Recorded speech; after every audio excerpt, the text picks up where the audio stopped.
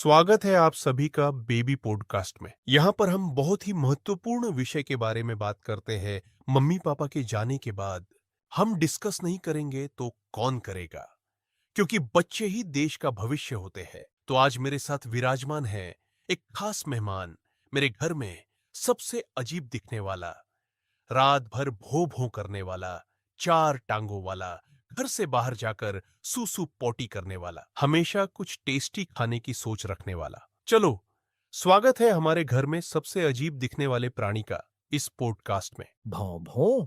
अरे तुमने तो मूड बना दिया। मैं तो यहाँ बस थोड़ा प्यार और खाना मिलने के लालच में आया हूँ। स्टूडियो में खाने के लिए कुछ टेस्टी मिलेगा या सिर्फ बातें ही होंगी? प्राणी, तुम तो सीधे खाने की बात पर आ गए। सबसे पहले तो मुझे यह बताओ, तुम हो कौन? तुम मेरे घर में औरों की तरह क्यों नहीं दिखते? आखिर क्या हो तुम? हाँ, तुमने सही कहा। मैं अलग दिखता हूँ क्योंकि मैं एक डॉगी हूँ, यानी कि एक कुत्ता जो तुम्हारी प्रजाति से अलग प्रजाति है। तो फिर मैं कौन हूं? तुम इंसान हो। अच्छा, हाँ।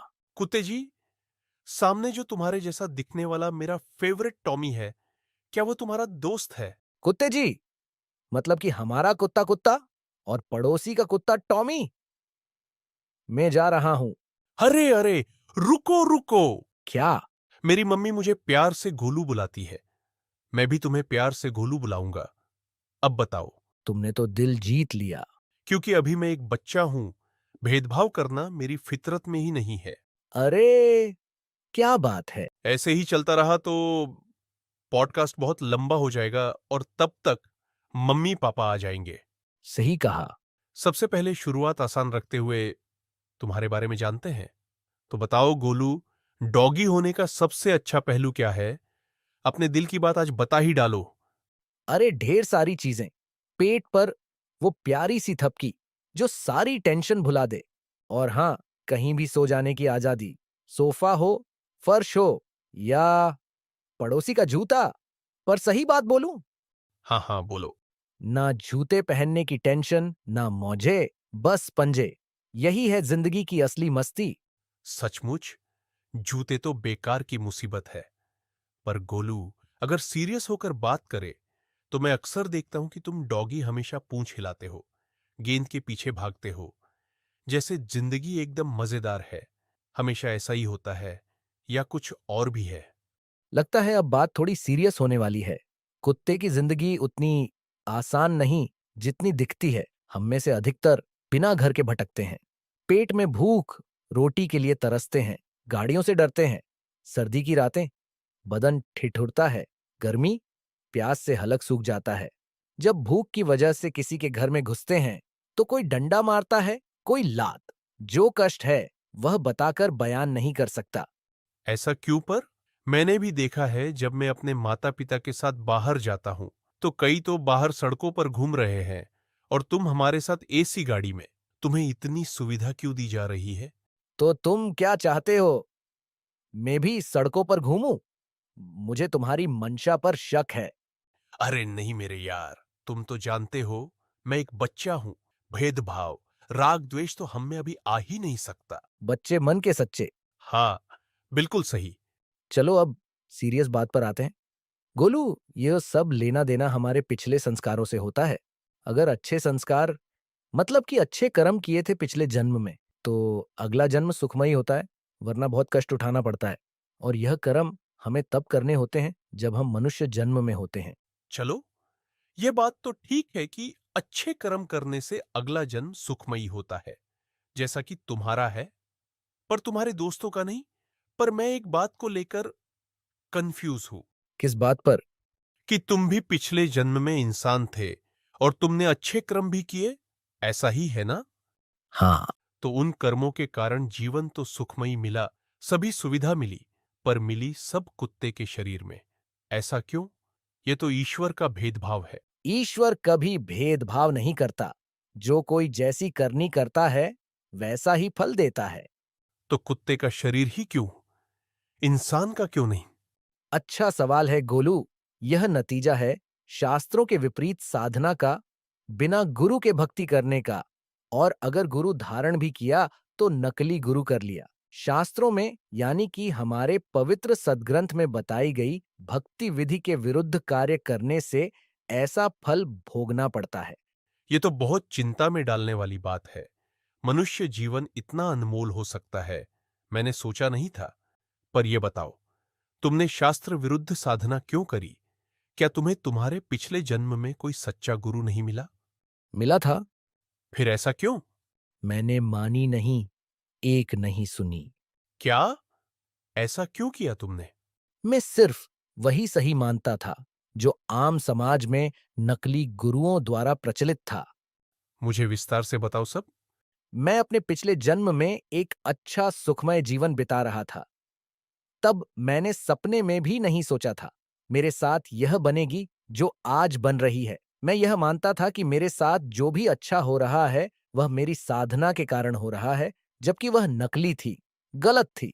मेरे उस जीवन काल में मेरे पास कई बार सच्चे सद्गुरु का संदेश आया, पुस्तक आई, उस सच्चे सद्गुरु से जुड़े हुए उसके भक्त आए, पर मैंने एक नहीं मानी और उन्हीं के साथ वाद विवाद किया। वह मुझे बताते थे कि जो आप साधना कर रहे हो वह हमारे सदग्रंथ में नहीं है, इसका आपको कोई फल नहीं मिलेगा, आप अपना जीवन नष्ट कर रहे हो। बहुत ही आश्चर्य और दुख पहुंचाने वाली सच्चाई है ये। यकीन ही नहीं हो रहा गोलू तुम्हारी बात पर। जैसे तुम्हें मेरी बात सुनकर यकीन नहीं हो रहा, ऐसे ही मुझे उस समय सच्चे संत के ज्ञान पर यकीन नहीं हो रहा था। पर अगर तुम सभी धार्मिक पवित्र पुस्तक देखो तो यह मेरी बात बिल्कुल सच पाएगी। विषय बहुत ही गंभीर है। मैं अपने एडिटर से प्रार्थना करता हूं कि वह सभी प्रमाण को स्क्रीन पर जरूर दिखाए। गोलू, ऐसा ना मानना, हमें तुम्हारी बात पर भरोसा नहीं, पर हमारे व्यूअर्स पढ़े लिखे व्यूअर्स हैं। उन्हें प्रमाण दिखाना आवश्यक है, वरना बच्चों की बात पर कौन भरोसा करता है यार। सही कहा गोलू तुमने। और क्या बताते थे वह सच्चे सद्गुरु के शिष्य? वह अपने सच्चे गुरु द्वारा बताए ज्ञान को बताते थे कि यह मनुष्य जन्म अनमोल है और मुक्ति के लिए मिला है, जो कि मैं भी मानता था। वह कहते थे, गलत साधना करके इसे नष्ट न कीजिए। तब मैं सोचता था सब यही कर रहे हैं जो मैं कर रहा हूं, क्या सभी गलत है? उन्होंने मुझे शास्त्र से प्रमाणित भी किया। उन्होंने दिखाया गीता अध्याय 6 श्लोक 16 में कि व्रत रखने से मुक्ति नहीं होती बल्कि कष्ट होता है। पर मैं नहीं माना, देखकर अनदेखा किया। उन्होंने मुझे दिखाया गीता अध्याय 16 श्लोक 23-24 में शास्त्र विरुद्ध साधना से कोई लाभ नहीं है। उन्होंने गीता अध्याय 11 श्लोक 31 से 32, गीता अध्याय 14 श्लोक 3 से 5 में दिखाया कि काल कौन है और 3 देवताओं की क्या स्थिति है। उन्होंने मुझे बताया था कि यहाँ सभी देवता, सभी लोक नाशवान हैं, कुछ भी स्थायी नहीं है। पर क्या उन्होंने यह बताया था तुम्हें कि जो भक्ति तुम कर रहे हो वह ठीक नहीं है? हाँ, बताया था। उन्होंने मुझे कहा था जो आप भक्ति कर रहे हो वह आपको जन्म मरण से छुटकारा नहीं दिला सकती। 84 लाख प्रकार की योनियों में जाना पड़ेगा। वह सुखमय अविनाशी परमात्मा और अविनाशी लोक कोई और है, जहां जाने के बाद मनुष्य जन्म मरण के कष्ट से छुटकारा पा लेता है। और उस अविनाशी लोक जिसका नाम सतलोक है, वहां सदा के लिए चला जाता है। पर मैंने इतना सब देखने और सुनने के बाद भी उनकी एक नहीं मानी। वह कबीर जी को पूर्ण परमात्मा बताते थे और उनका वास्तविक स्थान सतलोक है, जो कभी नाश में नहीं आता। क्या? कबीर? वही कबीर साहेब जिनकी भक्ति मेरे माता पिता संत रामपाल जी महाराज जी को गुरु बनाकर कर रहे हैं। हाँ, वही कबीर जी। तुम्हारे अच्छी किस्मत को नापने का कोई पैमाना नहीं है। हाँ, मेरे मम्मी पापा सच्चे सद्गुरु संत रामपाल जी महाराज से दीक्षा प्राप्त किए हुए हैं और सतलोक प्राप्ति की साधना कर रहे हैं, और वह भी पुस्तक लेकर जगह जगह लोगों को समझाने जाते हैं। और अक्सर लोग उनका विरोध करते हैं, लड़ाई करते हैं, झगड़ते हैं। उन ना समझने वाले लोगों का भी वही हसर होना है जो मेरा हुआ, या इससे भी बदतर, जो कि बाहर सड़कों पर गलियों में आवारा घूमकर मेरे भाई बंधुओं का हो रहा है। ये तो समाज के लिए बहुत बड़ी चेतावनी है। सिर्फ चेतावनी ही नहीं, पूरी तरह से सत्य है, क्योंकि वेदों में भी यही बताया गया है। जैसे कि यजुर्वेद अध्याय नंबर 5 के श्लोक 32 में कहा गया है कि कबीर अंगारी असी, कबीर बम्भारी असी। कबीर ही वह परमात्मा है जो मौत और सभी प्रकार के बंधनों का शत्रु है, अर्थात वह जन्म मरण के बंधन से पल में छुटकारा दिला सकता है। गोलू, उस परमात्मा को पाने के लिए हमें सच्चे सद्गुरु की पहचान करनी चाहिए, जो कि गीता अध्याय 4 के 34 में भी कहा गया है कि हे अर्जुन, तू उस तत्वदर्शी संत की खोज कर और भलीभांति प्रणाम कर, विनम्र भाव से सरलता पूर्वक प्रश्न कर, वह तुझे तत्व ज्ञान यानी कि सच्चे ज्ञान का उपदेश करेंगे। सच्चे सद्गुरु की क्या पहचान होती है? वही पहचान जो संत रामपाल जी महाराज जी की है। जैसे कि? सच्चा सद्गुरु पूर्ण परमात्मा का भेजा हुआ नुमाइंदा होता है। उस पूर्ण परमात्मा का संदेश वाहक होता है। वह सभी शास्त्रों का ज्ञाता होता है। वह किसी भी तरह के पाप को नष्ट कर सकता है और आयु भी बढ़ा सकता है। भक्ति शक्ति और ज्ञान में उसकी कोई बराबरी नहीं कर सकता।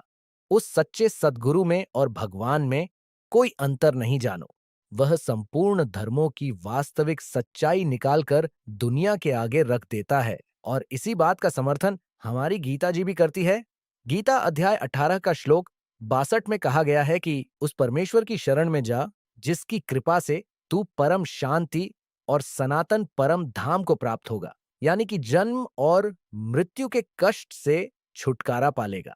वह सच्चा सद्गुरु मनुष्य को सिर्फ और सिर्फ मुक्ति की तरफ प्रेरित करता है, उन्हें सभी प्रकार के बंधनों से आजाद करता है, बंधन छुड़वाता है। इसीलिए वह बंदी छोड़ भी कहलाता है। बिल्कुल सही।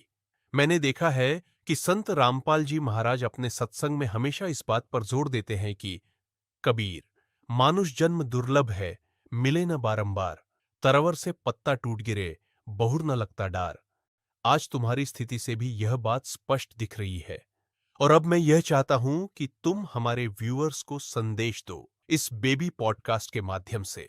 जब मैं मनुष्य योनि में था तो पूर्ण परमात्मा कबीर जी की एक वाणी अक्सर सुनने में आती थी। वेद कतेब झूठे नहीं भाई, झूठे हैं जो समझे नहीं। वह लोग, वह नकली धर्म गुरु झूठे हैं जो धार्मिक सद्ग्रंथों को यानी वेद, गीता, बाइबल, कुरान इनको समझ नहीं सके। आज विश्व में एकमात्र सच्चे सद्गुरु संत रामपाल जी महाराज है जो शास्त्र अनुकूल भक्ति विधि बता रहे हैं। उनकी शरण में जाओ और अपना मनुष्य जीवन सफल बनाओ। और अगर मेरी तरह भेड़ चाल में ही चलना है जो मैंने पिछले जन्म में किया तो रिजल्ट आपके आगे है। हो सकता है आपको गोलू का पॉडकास्ट भी नसीब ना हो। बिल्कुल सही बात है। तो व्यूअर्स, मम्मी पापा के जाने के बाद हम इसी तरह गंभीर विषयों पर डिस्कशन आगे भी करते रहेंगे। हम नहीं करेंगे तो कौन करेगा, क्योंकि बच्चे ही देश का भविष्य होते हैं। इस बेबी पॉडकास्ट के अंत तक हमारे साथ बने रहने के लिए धन्यवाद। आज वर्तमान में स्वयं कबीर परमात्मा के अवतार बंदी छोड़ सतगुरु रामपाल जी महाराज आए हुए हैं, जो कि सर्व समाज को सतभक्ति प्रदान कर रहे हैं, जिनसे नाम दीक्षा लेकर भक्ति करने से सर्व सुख व पूर्ण मोक्ष की प्राप्ति होती है। सत साहिब जी। अधिक जानकारी के लिए डाउनलोड करें संत रामपाल जी महाराज ऐप व सब्सक्राइब करें संत रामपाल जी महाराज यूट्यूब चैनल।